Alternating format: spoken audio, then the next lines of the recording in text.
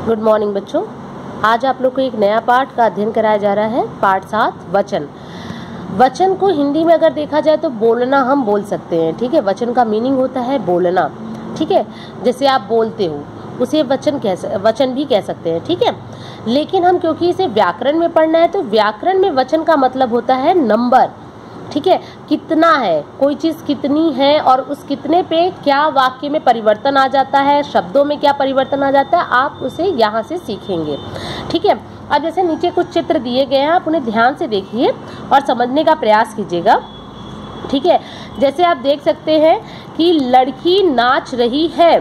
पहले में आपको दिख रहा है एक लड़की है, लड़की नाच रही है, जबकि यहाँ बहुत सारी लड़कियाँ हैं, लड़कियाँ नाच रही हैं। सेंटेंस देखिए अपने आप चेंज हो गया और एक शब्द से लड़की नाच रही है, लड़कियां नाच रही हैं।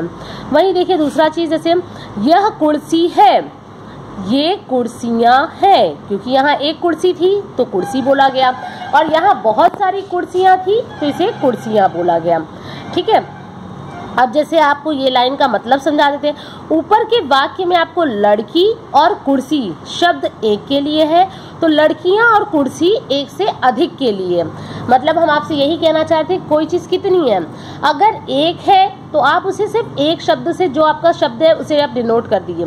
लेकिन यदि उसी में एक से अधिक संख्या हो गई तो आपका शब्द अपने आप चेंज हो जाएगा और कई बार वाक्य भी चेंज मिलेगा। तो इसीलिए वचन की परिभाषा आप सुन लीजिए।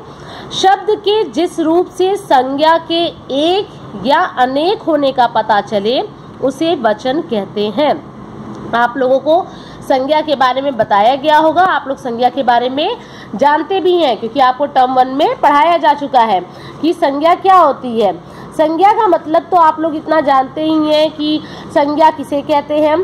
संज्ञा मतलब किसी व्यक्ति, वस्तु या स्थान के भाव के नाम को प्रकट करने का बोध कराता है। मतलब जब कोई शब्द किसी व्यक्ति, वस्तु, प्राणी, स्थान या भाव के नाम को बोध कराए उसे हम संज्ञा कहते हैं।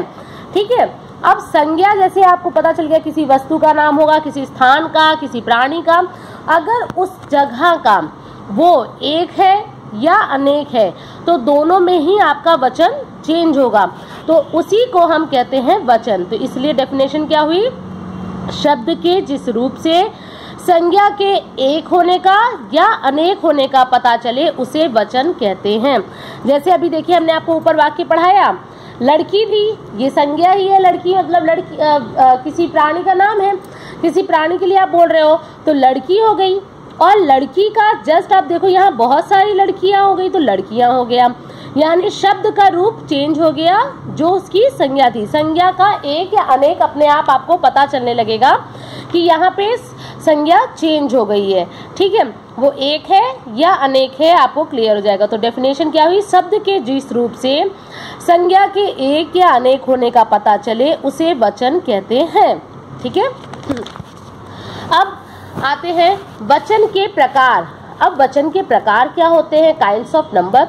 हिंदी भाषा में वचन के 2 प्रकार होते हैं। हम लोग हिंदी भाषा की बात करें, इंग्लिश भाषा की नहीं।